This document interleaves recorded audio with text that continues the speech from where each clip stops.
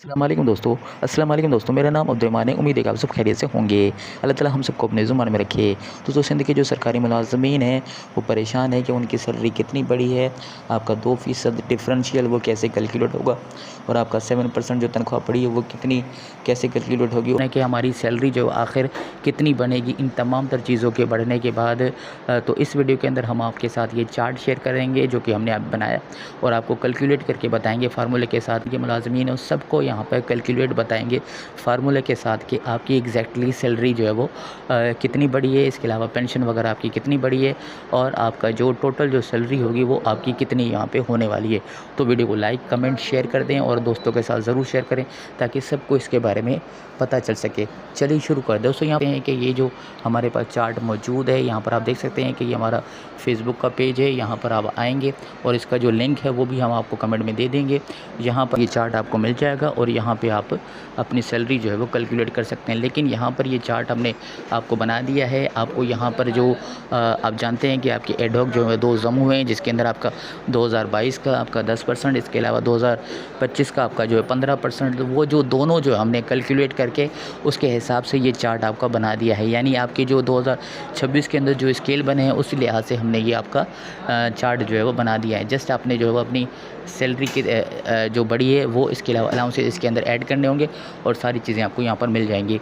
तो सबसे पहले यहाँ पे डिस्कस करते हैं कि आप किस तरह से जो है वो अपनी सैलरी कैलकुलेट कर सकते हैं। तो मिसाल के तौर पर यहाँ पर आप देख सकते हैं कि मिसाल के तौर पर आपकी जो सैलरी है यहाँ पे आप चार्ट के अंदर देखेंगे तो सबसे पहले तो आपने देखना है कि आपकी जो पे स्लिप आपके पास मौजूद है उसके अंदर आपने देखना है कि आपका पे स्टेज कौन सा है।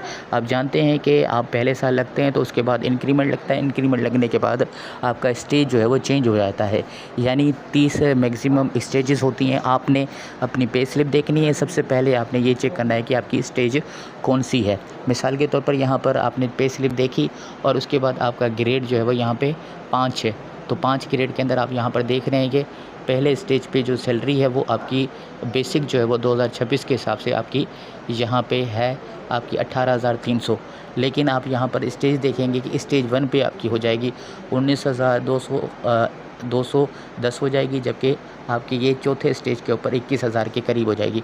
तो यहाँ पे आपने स्टेज देखना है। स्टेज हमने यहाँ पे देखें 30 स्टेज यहाँ पे बनाए हुए।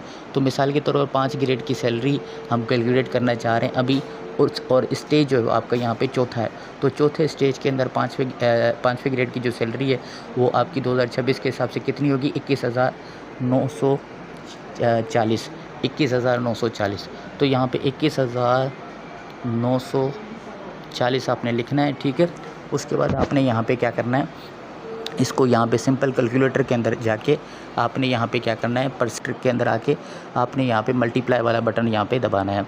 उसके बाद आपने 7% आपकी सैलरी बढ़ी है तो आपने 7 यहाँ पे लिखना है। और उसके बाद यहाँ पे आप देख रहे हैं परसेंटेज का निशान, तो परसेंटेज की यहाँ पे आपने लगा देनी है। तो यहाँ पर आप देख रहे हैं कि 5वें ग्रेड की जो आपकी स्टेज 4 की जो सैलरी बढ़ी है वो आपकी तकरीबन यहाँ पे आप देख रहे हैं कि 1535 के करीब आपकी जो सैलरी है वो आपकी यहाँ पे बढ़ी है, ठीक है। उसके बाद यहाँ पे आपने क्या करना है, इसके अंदर प्लस कर देना है। यहाँ पे आपने क्या करना है, प्लस करना है। प्लस करके आपने अब आपका कन्वेंस अलाउंस जो है वो आपका बढ़ा है। तो कन्वेंस अलाउंस के लिए आप यहाँ पर आएंगे तो कन्वेंस अलाउंस के लिए यहाँ पर आप देख रहे हैं कि 1 से लेके 4 ग्रेड की जो कन्वेंस अलाउंस जो बढ़ा है हमारा, वो हमारा बढ़ा है आपका पहले 1785 था, अब 2600 हो गया है। तो आपका जो बढ़ा है वो आपका 893 बढ़ा है। अब हम कैलकुलेट कर रहे हैं सैलरी 5 ग्रेड की। तो 5 ग्रेड के अंदर पहले जो था 1932 था, अब जो है वो आपका 50% इजाफे के बाद आपका 2898 आपका हो गया है। अब यानी कितना आप प्लस करेंगे, 966। यानी 966 आपका जो है कन्वेंस अलाउंस यहाँ पर बढ़ा है। तो प्लस आप कर देंगे 966। तो ये आपकी जो टोटल जो दोस्तों सिंध के जो 17 से ऊपर जो मुलाजमीन है उनकी सैलरी तो इसी तरह ही कैलकुलेट होगी कि आपने ये जो चार्ट से देखना है कौन सी स्टेज है वो सैलरी, और उसके बाद आपने 7% मल्टीप्लाई करना है और उसके बाद प्लस आपने कन्वेंस अलाउंस करना है जो कि हमने आपको बता दिया। अब सिंध के जो 1 से लेकर 16 ग्रेड की जो मुलाजमीन है उनकी जो सैलरी थोड़ी डिफरेंट कैलकुलेट होगी। अब उनको करना क्या होगा कि आपने यहाँ पे जो आपकी जो सैलरी है वो आपकी यहाँ पे आपने देखनी है कि आपने स्टेज कौन सी है और कौन सा ग्रेड है।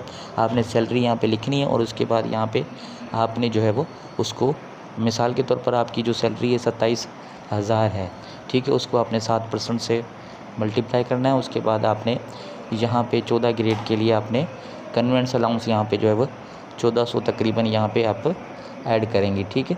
अब आपने यहाँ पे ये करना है कि आपने 1 से लेके 16 ग्रेड के जो मुलाजमीन हैं उनको 2% डिफरेंशियल जो है वो दिया गया है। अब डिफरेंशियल पहले आपको बताते हैं कि ये आपको खुश होने की ज़रूरत नहीं है।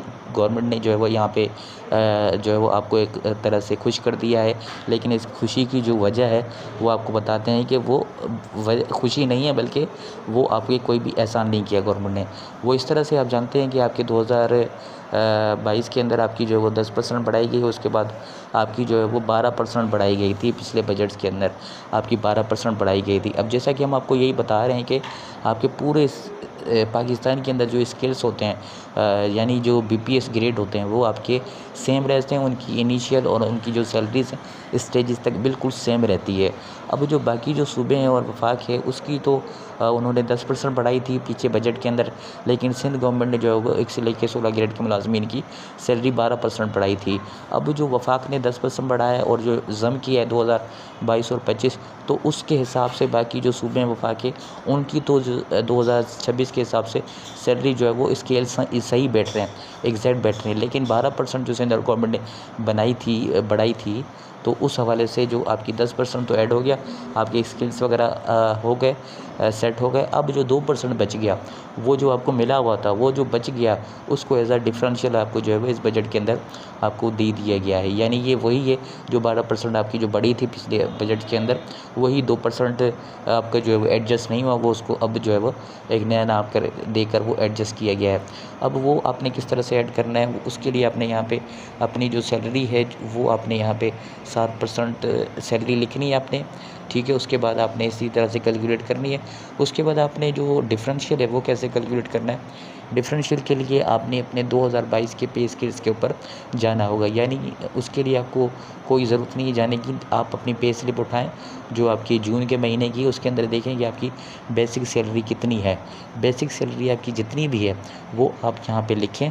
मिसाल के तौर पर आपकी जो सैलरी है वो 25,000 है बेसिक सैलरी आपकी जून की, आप देखें उसके अंदर, और उसके अंदर जस्ट आपने मल्टीप्लाई करना है उसको 2% से जो मल्टीप्लाई करेंगे, मिसाल के तौर पर ये जो रकम आ गई, अब ये रकम सिंपली आपने क्या करनी है, ऐड करनी है आपने किसके अंदर, जो आपने जो अभी पे स्केल के साथ जो 26 के हिसाब से आपने जो 7% कैलकुलेट की और कन्वेंस अलाउंस कैलकुलेट किया। मिसाल के तौर पर आपका ये बन रहा था 3800 बन रहा है मिसाल के तौर पर, जो कन्वेंस अलाउंस और आपका जो 7% आपने कैलकुलेट किया वो 3800 बन रहा है। अब उसके अंदर आपने क्या करना होगा, ये 2% जो डिफरेंशियल आपका बना है वो आपने यहाँ पे ऐड करना है। मिसाल के तौर पर ये ऐड कर रहे हैं तो ये आपकी जो सैलरी है इसी तरह से, यानी ये 38,500 ये कैलकुलेट हो गई, ठीक है। जो आपकी जो कन्वेंस अलाउंस और 7% आपने 26 के हिसाब से स्केल के हिसाब से कैलकुलेट करना है, ठीक है। लेकिन जो डिफरेंशियल है वो आपने अपनी सैलरी देखनी है, पे स्केल जो आपके थे 2022 के, उसके अंदर सैलरी की स्लिप के अंदर आपने देखनी है कि आपकी बेसिक सैलरी कितनी थी।